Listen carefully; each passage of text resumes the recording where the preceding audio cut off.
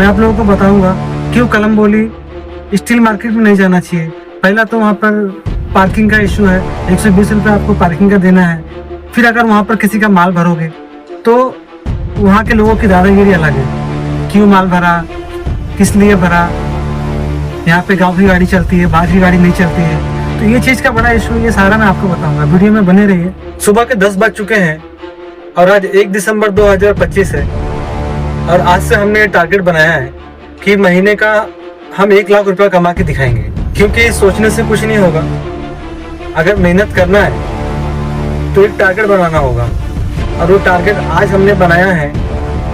महीने का 1 लाख रुपए का टारगेट पूरा करना है, चाहे कुछ भी हो जाए। वैसे 1 लाख टारगेट पूरा करना कोई बड़ी बात नहीं है, अगर इंसान करना चाहे तो क्या नहीं कर सकता। खैर, हमें पहली ट्रिप आ गई है तलौजा की और हम जाते हैं तलौजा के। पहले जाएंगे कस्टमर के पिकअप लोकेशन में, मटेरियल लेंगे और वहाँ से निकल जाएंगे तलौजा के लिए। लेकिन शर्त यह है कि हमें पूरी ट्रिप कंप्लीट करनी होगी। सारी ट्रिप कंप्लीट करेंगे तभी कमा पाएंगे। अगर आलसीपना करेंगे, सुस्ती करेंगे तो कुछ नहीं कर पाएंगे। चलते हैं कस्टमर के पिकअप लोकेशन पे, उसके बाद वहाँ से निकलेंगे तलौजा। फिलहाल ये है इनका मटेरियल, मैं आप लोगों को दिखाता हूँ इनका मटेरियल क्या है। तो ज्यादा मटेरियल नहीं है, थोड़ा सा मटेरियल है। 3 छोटा सा और ये 3 बड़ा, टोटल 6 पीस है। फिलहाल दोपहर के 1:15 बज चुके हैं और हम पहुंच चुके हैं तलौजा और ये रहा इनका कैश पेमेंट। फिलहाल हमें दूसरी ट्रिप मिल चुकी है कलम्बोली से उल्लासनगर की, जो कि 1200 रुपये के आसपास है। खैर, निकलते हैं, हमने मटेरियल भी ले लिया है और निकलेंगे अब उल्लासनगर के लिए।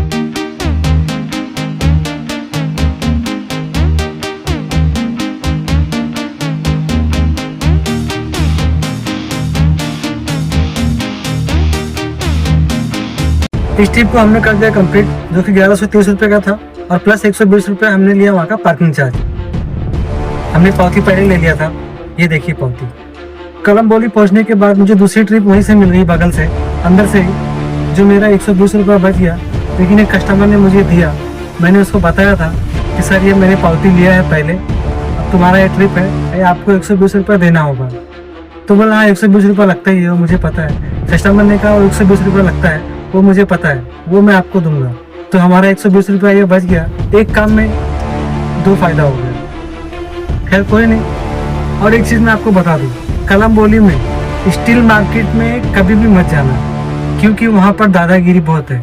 पहले आप एंट्री करोगे तो 120 रुपया वहाँ पर देना पड़ेगा पार्किंग चार्ज, और अगर किसी का माल वहाँ पर भरोगे तो यूनियन वाले का दादागिरी अलग है। तो जितना हो सके वहाँ पर उतना आने से बचें, क्योंकि वहाँ पर जो गांव वाले हैं उनकी दादागिरी काफ़ी ज़्यादा है। तो वहाँ पर जाने से बचे। ये 120 रुपया तो आपको देना ही है, प्लस वो यूनियन वाले आएंगे तो आपसे कितना लेंगे कुछ पता नहीं, 500 लेंगे, 1000 लेंगे, 2000 लेंगे, कुछ पता नहीं। हम थाना से मटेरियल लेके गए थे कलम्बोली, वही स्टील मार्केट में। हमें वहाँ से दूसरा भाड़ा मिल गया, लेकिन हम होशियारी से निकल गए। लेकिन अब दोबारा अगर वहाँ जाना होगा तो एक बार सोचूंगा जाऊँ कि नहीं जाऊँ। फिलहाल जाऊँगा तो नहीं उस जगह पे, क्योंकि उस जगह पे यूनियन का बहुत इश्यू है और दादागिरी भी बहुत है, तो नहीं जाएंगे तो बेहतर होगा। फिलहाल हमें मिल चुकी है तीसरी ट्रिप, जो कि दापोड़े की है, हमारे रास्ते में ही है। इसको छोड़कर शायद वहाँ से घर चले जाएंगे, तो फिर और ट्रिप मिलेगी तो करेंगे। भाई हमने ये ट्रिप ली है मानकोली से दापोड़ी के लिए, क्योंकि सिर्फ और सिर्फ एक कबाट है और ये भाई लोग ने सामान डाल दिया है, बस सिर्फ निकलने की देरी है। तो खैर निकलते हैं अभी अपन। शाम के बज चुके हैं 7:30 और हम आ गए हैं घर पर। जैसे कि स्टार्टिंग में ही मैंने बताया था कि मैंने जो टारगेट बनाया है कम से कम महीने का 1 लाख रुपया कमाने का। भाई हम 1 लाख क्यों नहीं कर सकते? भाई कर सकते हैं।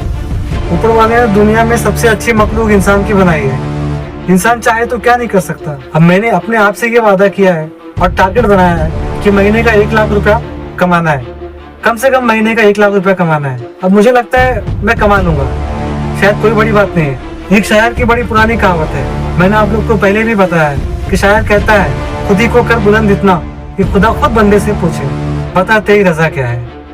इसका यह अर्थ हुआ कि तू इतनी मेहनत कर कि खुदा तेरी किस्मत बदलने पे मजबूर हो जाए। अब आप इस बात से अंदाजा लगा लीजिए कि मेरी कितनी इनकम हुई है। खैर मुझे बताने की जरूरत नहीं है, बताना अभी अच्छी बात नहीं है, क्योंकि जो अपने जब हम बताएंगे तो जो अपने होते हैं वही सोचने लगते हैं कि आज तूने इतना कमाया, आज तूने इतना कमाया। लेकिन मैं कभी रोता नहीं, क्योंकि रोना अल्लाह को पसंद नहीं।